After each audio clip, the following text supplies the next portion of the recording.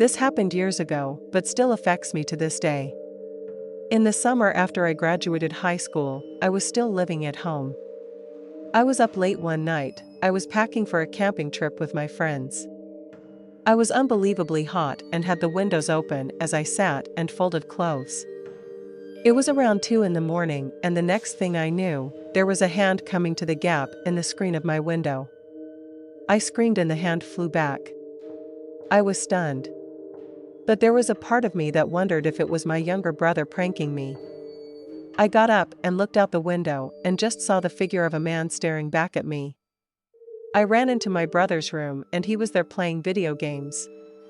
We called the police who came and searched the area. They found nothing, warned me and my parents to lock the windows and doors, and left. We were all still shaken up, and my mom had a feeling that he would come back. It turns out her mother's intuition was right. She went outside and waited on her back porch. After 20 minutes or so, she saw a man dressed in black slink into our backyard along the tree line. There wasn't a fence on that side. Unfortunately, he hid behind the tree for a few seconds and ran to another tree and had there, slowly working his way towards my house. My mother yelled something to him and he took off running. The police came back out and again found no trace of him. I never opened that window again, not even the curtains. My parents installed some motion detecting lights, and that seemed to be the end of that. About 6 months later, my friend and I got an apartment downtown together. We were really excited as this was our first place on her own. The apartment wasn't exactly the best quality, but it was so fun to be living in the city. The downside was that it was street parking only. After a few weeks, my car was broken into. Nothing was taken but a single rose sat on the passenger seat. It was creepy, but I vowed to be vigilant and safe. I always tried to park close to the entrance near the lights. But often it was difficult to get those spots, and I would often have to park farther away on darker streets. Things quickly began escalating. At this point, my car was broken into at least once a week. Most of the time a flower was left, which I always threw on the ground. But once a pair of men's underwear was left, and even more creepily once a bag of Tootsie Rolls, as they were my favorite candy. This made me wonder if the person knew me personally, and I started to become suspicious of everyone. There was a laundry in the basement of the apartment, and one day I went down to get a load that finished drying. As I started folding, I realized all of my undergarments, bras, and underwear were gone. Another week I had a male friend over from school and his tires got slashed during the visit. By the time the first letter arrived, I had already started making plans to move elsewhere. The letter described the love for me that had been going on for years. He noted things that proved he had been watching me closely. I arranged for another friend to take over my lease, and I moved in with another friend on the other side of the city. It was a secured building and had an underground parking garage that was only accessible to tenants. I felt much more secure, and the extra money spent was well worth the peace of mind. Things were quiet for a few months, and then my roommate got a boyfriend. Most of us were wary of Ashley's new boyfriend from the beginning. For one, they met on MySpace after he reached out to her. Another reason was that new boyfriend Matt was extremely good-looking. And while Ashley was a wonderful person, she wasn't the type you would typically expect someone like him to date. Ashley was thrilled. She had never had a boyfriend and really felt like he was her Prince Charming. I thought it was weird and creepy from the beginning that was on the quiet side and always seemed to be sporting an uncomfortable leering smile. It was difficult to carry on any sort of conversation with him because he would always make it weird with some random facts that were completely unrelated to what we were talking about. Deleted my MySpace when the initial stalking began, but I created a dummy account to learn more about Matt. It didn't look like he really knew any of his friends in real life. They were only pictures of themselves, and the rest of the information was vague. My friends and I gently tried to discourage her from seeing that he technically hadn't done anything wrong, but he was just so strange. She would immediately get defensive and would shut the conversation down. Matt started to spend more time at the apartment, and I found myself finding any excuse I could to avoid coming home. One day I came home from work and found Matt on my couch alone, drinking a beer. Ashley had been called into work and told him he could just hang out. I was furious because I didn't want to spend any good time with him. So I grabbed a beer and a snack and headed off to my room and shut the door. About 30 minutes or so he knocked on my door and suggested we watch some TV and get to know each other better because we both loved Ashley. I didn't want to, but decided that maybe I needed to give it a try. He put on a movie, and I just tried to focus on the movie because I didn't want to talk. At one point I glanced over to Matt and he was staring at me with a smile on his face. I snapped a what at him. And he just continued smiling and said, "I just can't believe it." "Believe what?" I asked. He said nothing and went back to Washington movie, still smiling. I had no idea what he was talking about.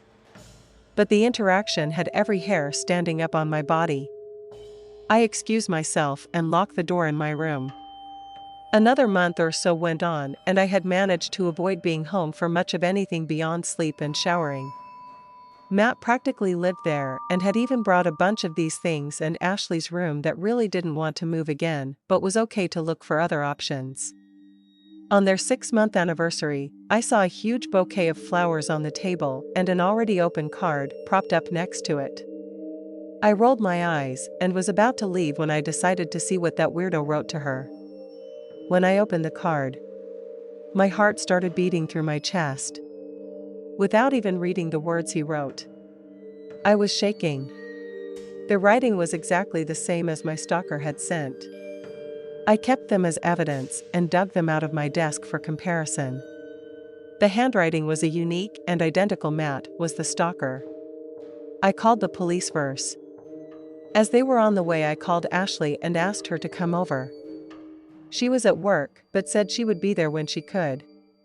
I was terrified to tell her because I knew she would be shattered. The police took a statement from me and actually went to Ashley's work to get more information from her, and they ended up breaking the news. Apparently, Ashley called Matt and left a furious message even though the cops told her not to say anything. And he completely disappeared after that. There was no Matt or anyone matching his resemblance at the place. He said he worked. Ashley had never been to his apartment because he said that he was staying with friends while trying to save money for a trip to Europe.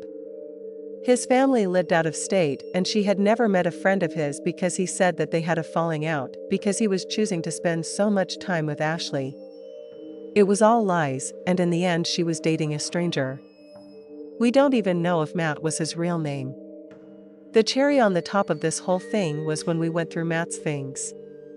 He had left everything when he disappeared. And Ashley and I decided to go through everything. There was a duffel bag that was full of gym clothes. But in one of the compartments there was about 10 pictures of me. All were taken from far away, with the exception of one of me sleeping. The sheets were current, so I know it had to have been at the current apartment before I started locking my bedroom door. A few pictures dated back to before the incident at my parents' house, which made us think that was him as well. 2 pairs of missing underwear was there, and I shudder to think of what he did with the rest. A Starbucks lid with my red lipstick marks, a necklace I hadn't even noticed missing, a few random sick souvenirs. The police never tracked him down. I decided to accept an opportunity overseas that I had been considering and got out of there. Unfortunately, Ashley and I quickly drifted apart. She had a really hard time accepting that her first love was a complete psycho. I think I had some underlying anger, maybe misplaced, for believing all of his lies and letting them into our lives. I don't know what his endgame was. Would he have tried to hurt me? Or was he simply content with being in my world? I'll never know. Being stalked changes you. Even when I lived across the world, I looked over my shoulder everywhere I went. I still have no social media accounts attached to my real name. I am married with children and know that he moved on to torment some other poor woman. But every time I visit my home, I am tense and keep a low profile. Part of me will always worry that Matt will resurface again. I worked as a flight attendant for years, and when I decided to take an extended sabbatical from college, there were a handful of let's not meet situations I encountered. But one in particular still makes my skin crawl more than any. I was born and raised in Texas, but had to move to New York when I was 21. So when I found out at the beginning of a week-long trip that I'd have a couple of overnights in Austin, I was super excited to go to my home state for a few days. My brother lived just north of the city, and we planned to hang out and go to dinner the night I arrived when he got off of work. And the following day I went to meet up with our dad, who lived about an hour away. So I get to the hotel downtown, the crew, and I check in. And then we each head off to our rooms, short elevator ride, and I get to mine. We're not even 5 minutes later, there's a loud hard knock on the door. It was only around 1 or 2 p.m. and I hadn't called either my dad or brother to let them know I was in town yet, so they wouldn't know what room. I assumed it was maybe one of my crewmates, so I headed to the door before even making it to the door. However, a loud male voice on the other side boomed. The front desk sent me about the bathroom problem he called in before trying to open the door. Unlock the door and opened. Miss, I need to know. I froze in my tracks. I hadn't even been in the bathroom yet, let alone called anything to the front desk. I'm a petite chick. And while I take nothing from anyone despite my size, I still err on the side of caution.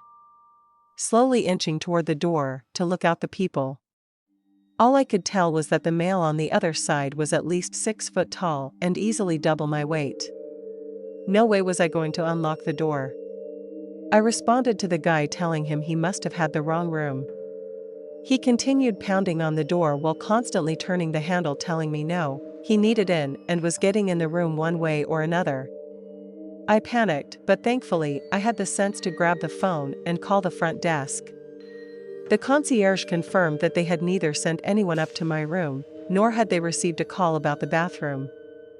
The entire time this guy was still determined to get in my room, pounding and yelling. Luckily for me, the front desk had dispatched security to my floor. When the security officers step off the elevator a few seconds later, I can hear them in the hall approach and ask the guy who he was, what he was doing, and telling him he needed to leave the hotel. He immediately gets hostile and aggressive towards them. And the front desk clerk I'm still on the phone with tells me police have been called and are on their way. In the meantime, I'm trapped in my room, scared out of my mind. Long story short, the cops show up pretty quickly and managed to arrest the guy for trespassing and criminal menacing or something. I later found out that the guy was also wanted in connection to a string of break-ins and violent acts against people in Austin. He had seen and stopped me from the minute I entered the hotel lobby. Apparently, I was exactly his type of victim. Nothing else happened after that, but it still rattled the crap out of me for the rest of my stay in that hotel. About 2 years ago, I worked at a movie store inside a mall. I've had tons of strange experiences with customers, but this one definitely tops them off. I was 20 at the time. This guy was over 6 foot, late 40s, very hefty, and always had this weird zombified expression on his face. He came in about once a week. One of my co-workers had even warned me about him, how he was a little off. But I still treated him with as much respect as I did everyone else. One day he came in and we talked for a bit, but it got a little awkward and I kept trying to end the conversation and look busy by tagging items behind the counter. He stood there in silence watching me for about 20 minutes and finally left. A few days later, he comes back in and walks up to me holding a large container. He says, I made 4 pounds of enchiladas at home today, just for you. I remember you like Mexican food. I don't remember at all telling him that I liked it. But I do know that I went to the Mexican restaurant across the way every lunch break. I just politely accepted it and put it in the back office. I wasn't quite convinced he didn't use some foreign substance for it. Another few days later, he came back in and had a drawing for me of a dragon. Now, I love dragons. But I never told him that. This drawing looks like it took hours to make, and at this point, I was a little freaked out. I had him leave it on the counter so I could just throw it away later. Later on, I was given about a week vacation. During that week, I cut my hair about 12 inches. The day I came back, I got a shift with my manager. I told her all about the guy, and immediately she was weirded out for me. Of course, a few minutes later, I see the dude walking around in the mall. He was going towards the exit and didn't look at me once. My manager tells me to go to the back office. I go and wait until she comes to get me, and when she does, she tells me I need to make a report to mall security immediately. Apparently when I ran back there, he turned around to come in and walked all throughout the store. When she asked him if he needed help with something, he said, "I can't believe she's cut her hair," and briskly walked out. I go to the mall security to make a report. And we went through all these videos from the cameras of when the guy came to visit me. But there was one video that really stood out. It still sends chills throughout my body just thinking about it. The video shows him pulling into the parking lot of the mall. And about 3 minutes later, I arrived. This was really early in the morning and no customers were here yet. But there were cars in the lot. I didn't notice him at all. It shows me walking towards the entrance and him following where it is. I opened the entrance door, the man starts sprinting towards me. I walked inside just in time. It shows him stop and just stand in front of the door, watching me through the glass walk a little further away. It begins walking normally inside the mall. I never noticed him behind me. And that part really messed me up. It was like watching the last footage before kidnapping happens on Dateline or something.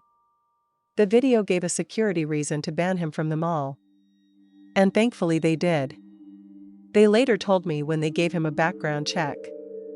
He had 4 counts of promiscuous images of underage girls on his person and was on probation. Years ago, I started dating a guy. I just came out of a bad relationship and got attached to him way too quickly. But everything seemed to be going well.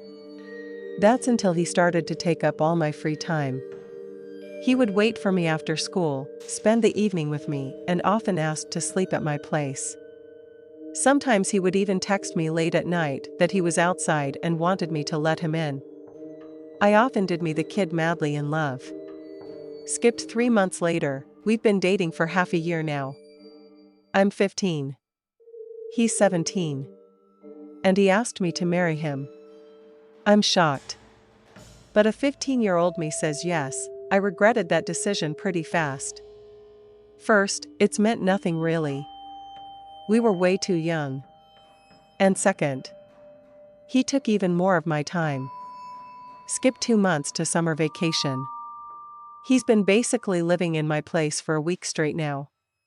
I realized how tired of him I was. I wouldn't even talk to my friends anymore.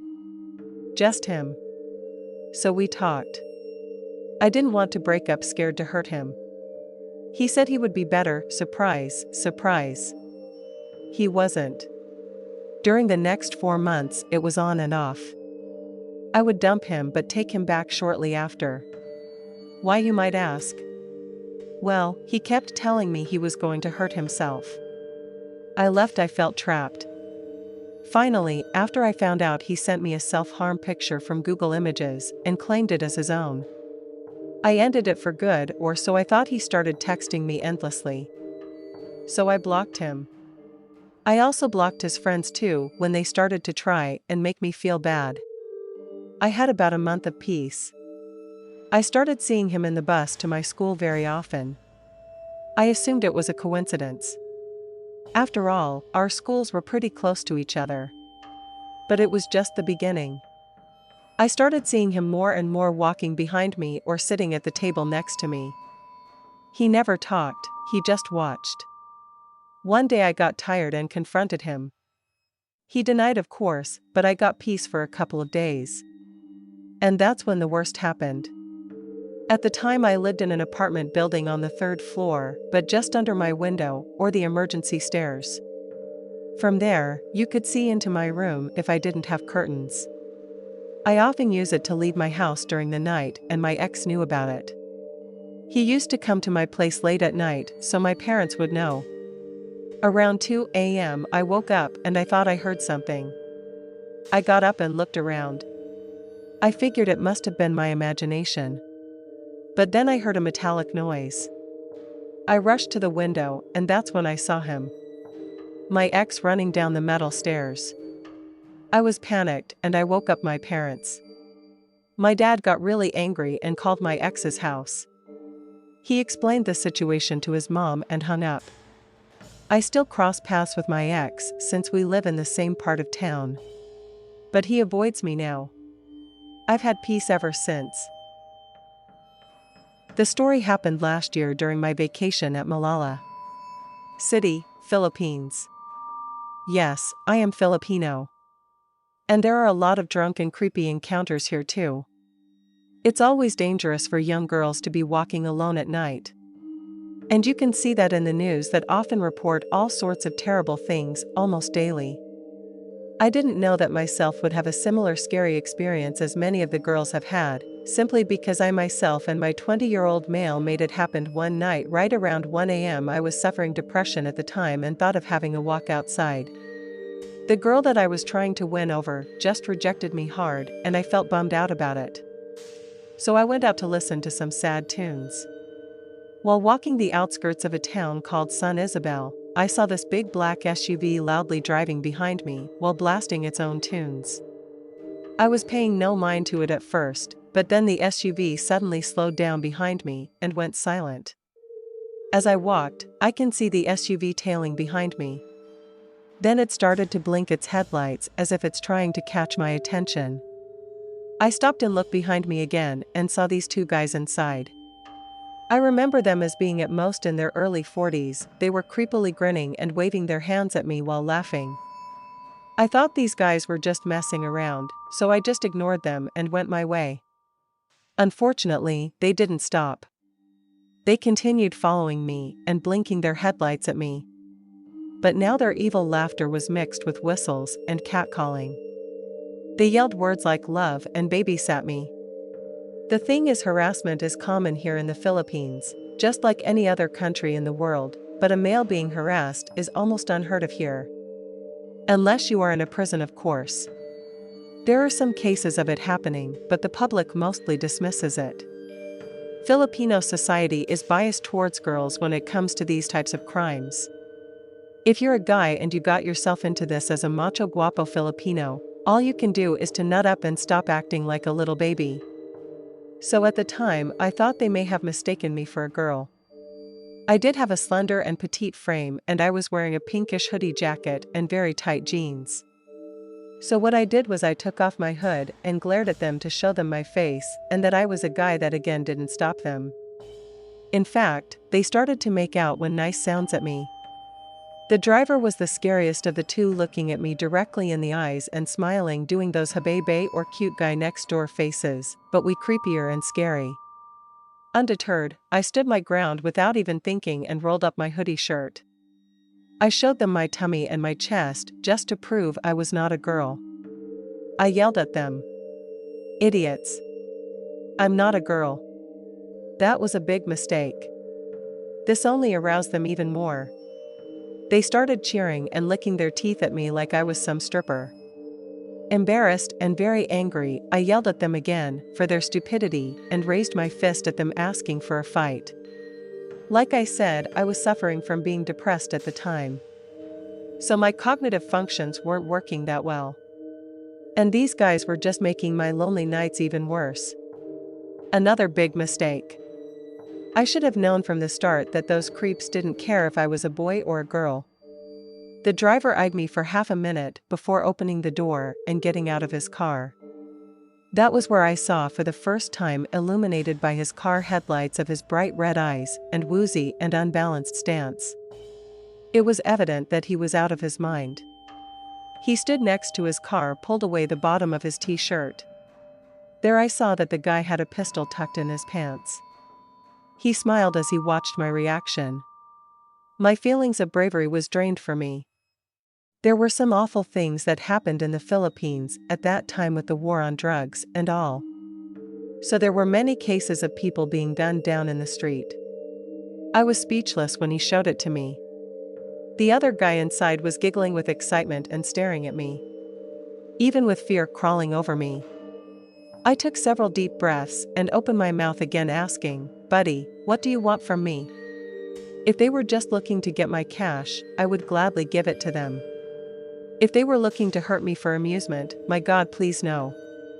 The driver with his eyes stolen me said in a low, soothing voice, You're the one I want.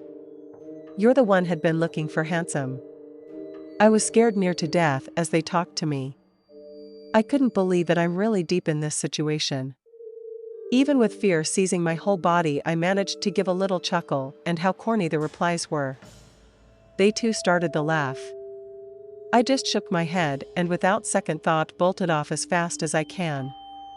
I took to the darker and narrower streets, places I'm sure that they couldn't chase me with their car.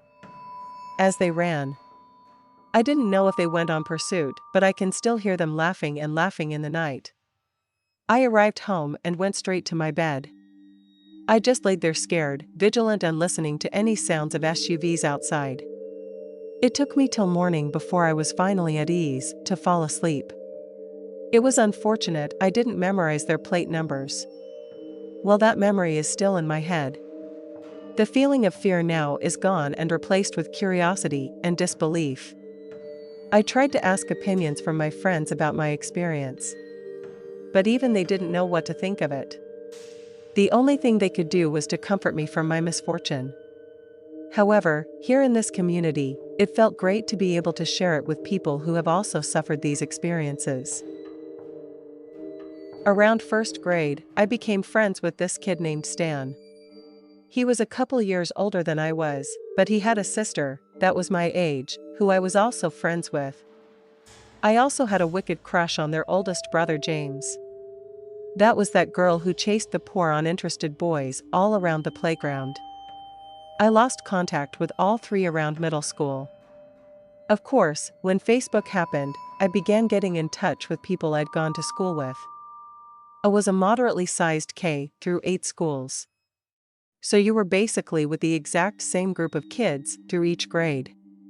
This makes for some pretty strong bonds, I believe, because there's a lot of us who kept in contact after moving on to high school for a little while before drifting apart. Because of this, I was always really excited when I got back in touch with those people. However, not all of those connections have been positive.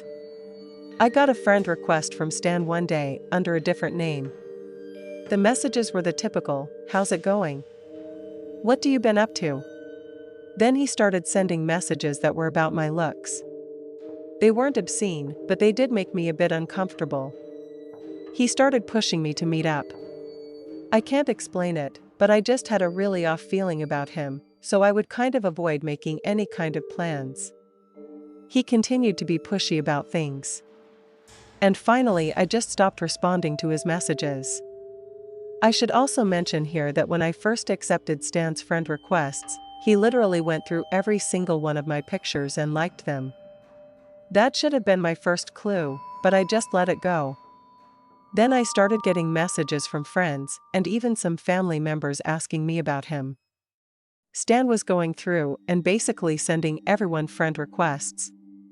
By this point, I'm like, alright, this is weird. But things got really not so. My cousin informed me that Stan not only tried to friend her, he'd also sent her a message asking all sorts of questions about me, such as things I liked, or places I liked to go. My cousin was concerned that he was sending those kinds of messages to other people who might actually tell him what he wanted to know. I debated sending Stan a message telling him to back off, but decided to just block him and change all of my Facebook settings to make it as private as I possibly could. I also sent out a mass message to all of my friends and family informing them in the situation to kindly not give out any personal information. I had been friends with James, but ended up blocking him as well just to prevent Stan from getting access to anything. Things were quiet for about a week. Then a friend request from random accounts started coming in. Some didn't have pictures, some had random images. They were accompanied by messages that made it clear that they were all from Stan, full of skeezy comments on my looks and how we wanted to hook up. That's putting it mildly. Every day I had an account that needed to be blocked. I contacted Facebook about the situation, though they didn't really offer any kind of help. It finally came to a stop when I threatened Stan with police intervention. The peace lasted for about a year. Then I got a friend request from a girl I'd also gone to school with named Kelsey. We talked pretty frequently both online and over the phone. She wanted us to hang out. So we talked about that sound, but then she started bringing it up more frequently, persistently. I started to get that weird feeling again that something wasn't quite right. Then came the bombshell: Kelsey and Stan were dating. We all been in the same classes. So the fact that they knew each other wasn't strange, but for them to be dating. I confronted Kelsey about it and blocked her, but because we talked on the phone, they had my phone number. Of course, both began calling and texting crazy things, nonstop. I finally had to get my number changed. It had been over 10 years since all of this, and I haven't heard from Stan once. Kelsey did try to friend me recently with a different account and look through her Facebook showing that she's married to another man and no evidence of Stan. I'm not taking any chances though. So she's been blocked permanently. This story occurred about 10 years ago. I was around 20 years old at the time. I had been working, I still work here, at a little mom-pa health food store in Virginia for a few months. A truly lovely tight-knit staff with an owner who was basically a mother to me. The other older ladies were my best friends and more unlike than anything else. Of course, being the youngest lady working here, I got lots of hours and ended up closing shop many nights. Soon I was comfortable enough to be closing by myself. We had a regular customer that had been coming in for quite a few years before I started there. He was a local holistic doctor, and brilliant, wanted that he was around 40 years of age, divorced, and well-to-do. He spent a ton of money at the shop, sometimes taking an entire car full of groceries home. Needless to say, the owner was pleased to have his business. The first time I met him, he said, "Well, hello there. I'm Dr. Malloy. I don't think we've ever met." He stuck out his hand and displayed a charming smile. I will admit he was quite handsome. Very nice and funny. My coworker Pam stood a little to the side. And she sort of gave me that look that said, "Be careful with this one." Sort of a sixth sense that she had going on. She was, and still is, very protective of me. She said, "Oh yes, this is Diana. She just started here." He replied, "Well, nice to meet you, Diana. I'm sure it's nice to have some young blood around here." He took his sweet time and chit-chatted about what he did, how successful he was, and how he will be coming in more often to see my pretty face. He made sure my coworker didn't hear that part. So fast forward a few more months and this guy had been coming in almost nightly, specifically when he knew I'd be there alone, basically right at closing, which would annoy the crap out of me, but I was too nice and knew we needed the business. Then began the usual inappropriate questions. How old are you? Where do you live? You must have a boyfriend. You know, if you ever need anything, help with your health, or if you need any guidance, I can be of service. I also have a home office. I always answer very vaguely, and I never told him where I lived. One Thanksgiving he asked if I was a good cook in the firewood, mind coming over and cooking a turkey for him. No. At this point I informed my boyfriend Jackson, now husband, that this guy is creeping me out. I told him he would likely be in the store on Friday night and if he could please come in to keep me company while I began to close. My boyfriend comes in. Not a few minutes later, Dr. Malloy comes in and looks stunned when he sees my boyfriend. I look at my boyfriend and nod. Dr. Malloy says a buddy in a condescending tone, of course. His whole demeanor had changed in his eyes, or dead holes, and fixed on me like I had betrayed him. The boyfriend is leaning over the counter as Dr. Malloy is piling stuff on quickly and silently. I shouldn't mention my boyfriend is 6'7" scruffy, bearded mountain of a man, and he's wearing his cycling clothes. Dr. Malloy checks out and says, "See you soon," ignores my boyfriend and leaves winking at me. The boyfriend is noticeably angry and he watches Dr. Malloy go out into his car. The next day, Dr. Malloy confronts me about the boyfriend. Was that him? Your boyfriend? He's a real brom, snarky and pompous, and I respond. Yeah, he's actually really wonderful. Now Jackson starts staying with me to close whenever he can. Dr. Malloy starts waiting for me to go and break in, follows me trying to eat with me at the cafe nearby. The ladies are getting very annoyed and I start hiding. You know, all that stuff. Well, I get a pretty bad rib injury on my bike and stay home. I live in a very secluded old apartment a 15-minute walk away that sits above an old art gallery. That day my friend Vonage Tech was visiting from Germany. I was so excited to see my best friend. He brought me food and coffee and we were just chilling inside catching up when knock knock knock, you who? Anybody home? I recognize the voice. I opened it and it's Dr. Malloy holding a large suitcase. I heard you were injured. I brought my acupuncture supplies and I'd like to gift you with a session. He tries to walk in. My friend is baffled and I say, well, no thanks. My friend is visiting and he's here taking care of me. He looks at my friend and his eyes were filled with rage. I came all this way here for you. This is when I get, oh, you have two boyfriends, disgusting. At this point, Logitech steps between us, tells him to leave and shuts the door. Dr. Malloy bangs on the door, cussing and flipping out on us. He leaves. I told the ladies and my boyfriend. My boyfriend is enraged and wants to go beat this guy up, but things calm down for a bit and Dr. Malloy goes away for a minute. But now his roommate starts scouting me out for him, asking me if I'd like to come over for dinner to their place and have fun that Dr. Malloy misses me. I'm angry and tell them to buzz off. This friend of his just wasn't right. Now D-Day, Dr. Malloy waits in front of the store as I leave for break.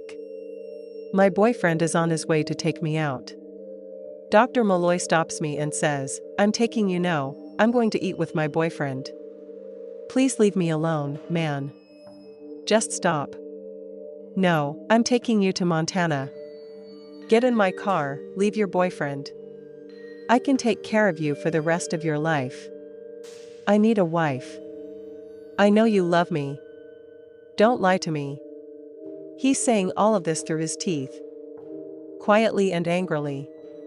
He's holding on to my wrist and trying to drag me away when Pam busts the door open screaming and pulling his shoulders. Dr. Malloy grabs my hair, basically ripping it out of my head. Then my other hero Jackson runs over and tackles this idiots and puts them in a headlock. Everyone yelling and losing it. I'm silent and in shock. Police are called, he's arrested and in cuffs. The last thing he says, your mind restraining order ensues. I didn't press charges. We were about to move anyhow, and I knew I was protected at work.